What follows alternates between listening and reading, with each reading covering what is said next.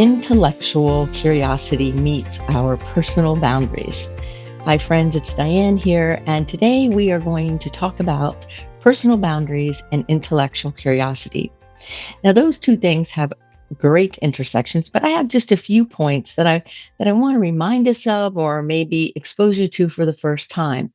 Because I think gifted and talented people, or people who are smart and geeky and don't use the word gifted, can get into those deep rabbit holes and hyper focus on things and go after certain ideas and concepts that they really, really love. And sometimes their boundaries suffer as a result of that. So today we're going to talk about some of those scenarios. And we're also going to talk about what to do. I am a big person on action. Action is my favorite word. As I always say, trying is a noisy way of doing nothing. So I like to have solutions for us and things we can do in order to allow our intellectual curiosity to be fulfilled and have us feel great about ourselves at the same time honoring our boundaries. So let's describe what both of these things are. Let's define them, right? So, intellectual curiosity are those parts of us that have to know the answers to why, where we ask one question and then pretty soon we're down this deep dive rabbit hole of research or reading or understanding at any topic. And oftentimes, the topic doesn't always make sense. The other day, I was reading something and there was a word I'd never heard before. And then pretty soon I wanted to learn where the word came from. And then I wanted to learn all about the history of that time period that it was really a big deal. So you never really quite know, right? I also read an article about why people love old books because the smell of the old books lights our olfactory systems up in our brains up in a really amazing, actually healing way. And so I'm like, aha, that's why I love old books. And so I had to do more and more research on the neurochemistry and more about what that really means. So there's no restriction on the topic. If you're smart, talented, gifted, and curious, then you have an intellectual curiosity. That's it. It's very simple. And then boundaries, personal boundaries, for me, take on lots of different levels. So there's boundaries like physical boundaries, how close you let someone to you physically and how close you allow yourself to get to others. There's intellectual boundaries about ideas and concepts. There's emotional boundaries of how we feel, right? There's spiritual boundaries. There's all these different kinds of boundaries. But I also think that there's a way of looking at boundaries that's not common. And that is people are always looking at the boundaries outside of ourselves. And those are important.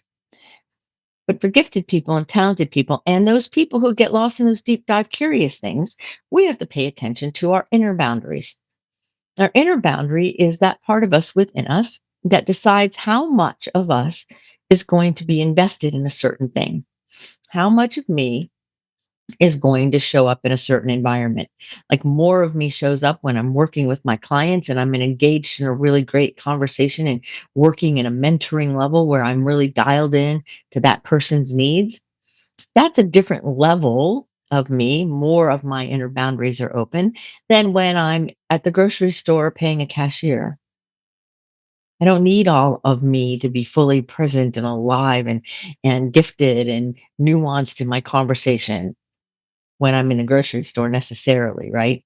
So we have an inner boundary, I think, that's kind of fluid and it moves based on what we're doing and who we are and how we're feeling and the situation.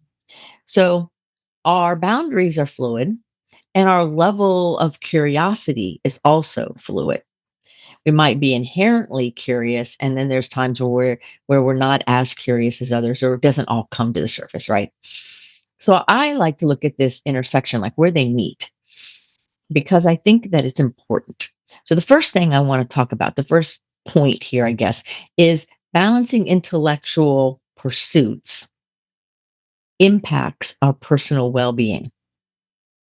So I love to learn. I love to study things formally and informally. And many of the people in my world do.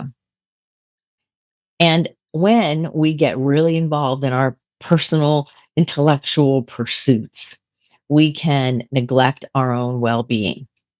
I know some people, they get so involved in what they're doing, they don't eat. They forget that they should even be drinking water, even if it's on the desk right with them. They're just so dialed in. I know other people who all they do is eat junk food. I remember one time, I think I was in college, I was like 16 or something, and I just now remembered this story. And it was finals week. It was my very first finals week at the University of Florida. And I was like studying and studying and studying and studying, and I was involved. I really wanted to do well. And I remember thinking I was hungry, but I wanted something to munch on. I didn't want to have to like make a meal, and that was too much. So I loved at the time peanut M&Ms. And M's. And so I started munching a little bit on peanut M&Ms. When I was done studying several hours later, that bag was empty. I was like, "Oh my god, I don't remember eating them." That is where an intellectual pursuit gets in the way of your personal well-being. Because had I been paying attention, I would never have done that. It happens a lot. Or people don't eat at all, or they don't drink any water, or maybe they're so involved in something they don't sleep. I have a client of mine right now who does not sleep. If this person gets involved in some really amazing deep dive rabbit hole of a content thing or something they're learning about, they may not sleep. I have to remind them to go to sleep. The information, the content, the thing you're seeking is also seeking you, and you can go to sleep. It'll still be there when you wake up in the morning. It's okay. We have to remind ourselves that when we neglect our personal needs, knowingly or unknowingly, because we're pursuing something intellectual, that can have a negative consequence. We might learn these great things, and we end up in trouble because maybe we're not taking care of ourselves in the way that we would want to. And so we don't want to sacrifice our self care. I have another client I worked with years and years ago who really had a trouble reminding himself to like not only go to bed, but like take a shower and change clothes because he was so into things. Now, he wasn't smelly and he wasn't not taking care of himself, but he didn't take the best care of himself because he was not paying attention to the boundary of self-care, the wanting to do the right thing for himself. Then there are the people who in their intellectual pursuits give way too much and are way open, which is great with boundaries, right? Because we want to take care of ourselves. And so when you give too much too quickly or too much over a period of time, then you can end up with compassion fatigue or feeling burned out. Now, it's really easy in the culture these days to feel compassion fatigue because there's so many things out there that we care about. There's so many things that matter that we have compassion for and we feel for, and that we're giving our energy to it. We're giving our vital life resource to it. And if we're not recharging ourselves somehow, we end up having compassion fatigue or being burned out. That's not the goal. So, our personal boundaries and our personal well being matter, that we can care and we have to give from our overflow. So, I imagine all of us kind of plugged into our charge port, whether it's a spiritual practice or meditation or yoga or sleep or whatever it is, then and we charge ourselves up. And so we're giving our compassion from our overflow. So for those of you who love banking kinds of analogies, we're keeping the principal and we're giving away the interest, but we're not touching the principal. We're keeping ourselves full and we're giving from the overflow. And that allows us to not necessarily burn out or have compassion fatigue. Another situation that gets in the way of our personal well being sometimes is having an extraordinarily busy schedule and saying yes to everything, because the truth is we can do everything and we love everything and it's really fun to be involved and busy. But saying yes to too much and doing too many things and stacking it up leads to fatigue and overwhelm. It leads to what I term empath distress disorder, where us sensitive people just end up in all kinds of distress because we're giving, giving, giving, and we're not slowing down and taking care of ourselves. And that busy, hurried pace can create an addictive pattern in our thinking, in our neurology, and in our body. So it really matters that us intellectually curious people really pay attention. Pay attention to giving from our overflow versus um, kind of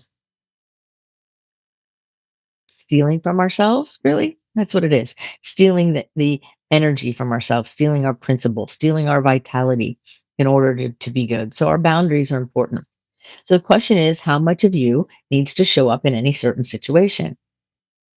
And when you are intentional about this and you pay attention and you're discerning about who you let into your space and on what levels, when all of those things are aligned, what's happens? What happens is you are vital and alive and you are a beneficial presence on the planet and you feel great rather than tired or weary, right? So it matters that you pay attention to your own well being. Just like the old airplane oxygen mask story, put it on yourself first. Take care of you first. If you have a busy schedule like I do, then self care goes higher on the list and more of it, not less of it. It's easy for us to say, well, I'll get to that tomorrow or I'll do it later. No, we do it first. We take care of ourselves first. If we wait till we're burned out, it's not self care, that's recovery. Okay. So the second thing is to navigate our social interactions with really good boundaries. Because intellectually curious people, we like to talk about all kinds of wild stuff, right? And sometimes we bring up topics and we go deep diving into something in a conversation that was meant to be kind of superficial. I remember years ago, as I was at the yacht club that I race boats in, and I had been not sailing for a little while due to situation beyond my control. And then I came back and was walking through the club, and all these people were like, "Diane, hi! I'm so glad to see you." Well, constantly one after the other, and they all kept saying, "How are you doing?" Now, my intellectual self wanted to answer everything that was going on, give them the litany of the story like I would my best friend. And then it occurred to me, that's not why they're saying, "How are you doing?" They're saying, "How are you doing?" like superficially, like, "Hey, how you doing?" So the only answer necessary was good or fine or okay or happy or whatever. And so those of us who have intellectual curiosity and are gifted, we could misread the cue in the social situation and think that that good friend of ours wants to hear the whole story. But they don't. They didn't. They just wanted to know I was okay and thanks. Good, great, move on.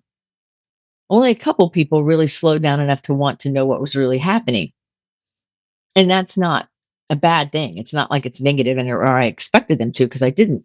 But it's that differentiation.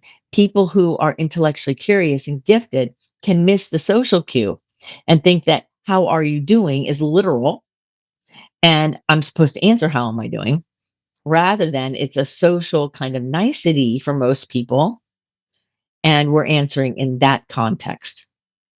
Neither are wrong. It's just can we match it to the context? And so our social interactions and our boundaries are really important. So we want to maintain them. You know, one personal boundary I have in my social world is my yes means yes, my no means no. Yes means yes, no means no.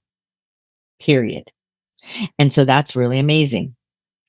Um, and I think that it's very vital for all of us to realize and to remember that gifted people who are highly sensitive can sometimes have blurry boundaries or squishy boundaries where we kind of want to be flexible. We want to give people the benefit of the doubt, or we're unsure about ourselves. And so, therefore, what are we doing? We're questioning and we're running it in our mind. And so, therefore, we're not very clear. So, we want to establish clarity. And it doesn't have to be like rude or like a wall, it's just clear. What is the criteria that you use to allow people into your world? Physically, mentally, emotionally, spiritually, aesthetically? What's the criteria? What's your evidence? And then what's your criteria for how you know how much of you to bring to the table at any certain table? Like, are you being discerning? Are you paying attention to that part of you? Because it's so important. It's so, so important. I really want to encourage you to pay attention to your social interactions, pay attention to the cues, right? But pay attention to your own boundaries in that.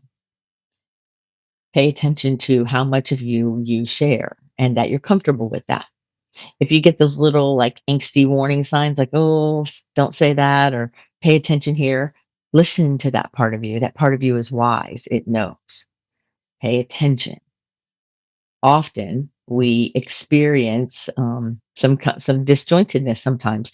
Gifted people, sometimes it's a little tricky. And if you're in a group where there's neurotypical people and there's gifted people, that can be a little interesting to navigate at times.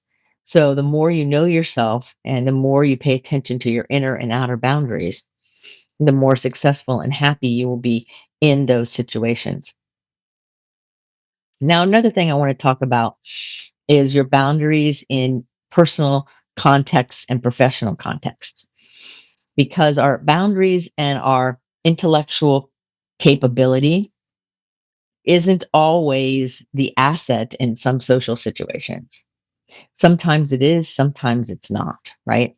Sometimes we want to make sure that we're navigating things, paying attention to things so that our curiosity does not overwhelm others.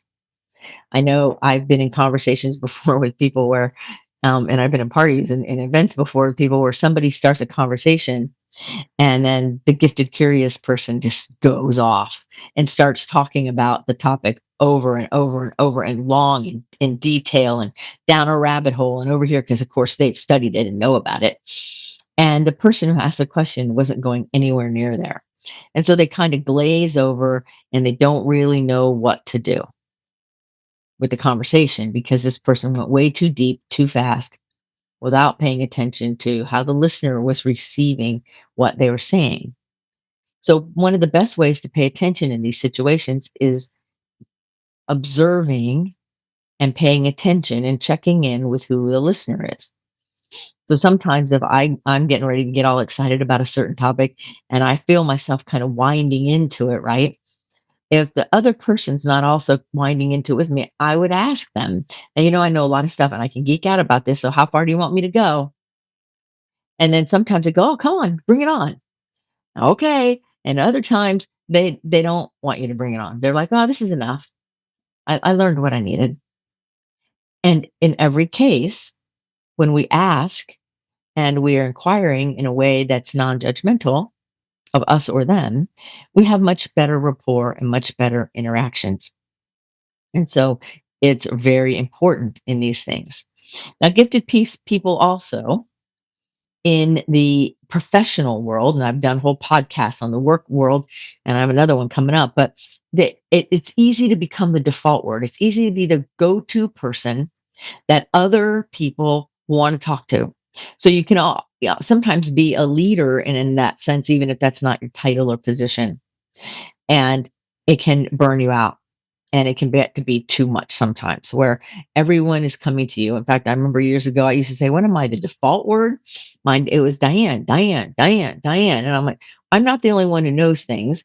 And it's okay to not be in the middle of it all. But if you don't have clear boundaries and you say yes to all of it, or you feel the tug of all those demands, you're going to end up tired, weary, burned out, and maybe even resentful about something you at one point loved. And we don't want to go down that road, right? We want to be on the road where we're vital and alive and feeling fulfilled and feeling satisfied.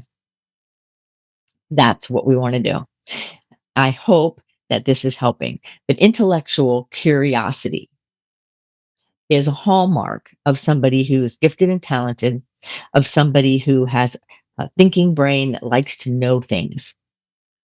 And so we ask a lot of why questions. We want to know about things. It's inherent in us. So it's important that we use our personal boundaries and we're aware of them to establish and maintain healthy, balanced relationships with others, with ourselves, with our work, with our environment, so that we end up flourishing and allowing to emerge through us the beauty that's meant to emerge through us. So, friends, I hope that this episode has sparked some ideas, reminded you of some things, and at the very least, entertained you.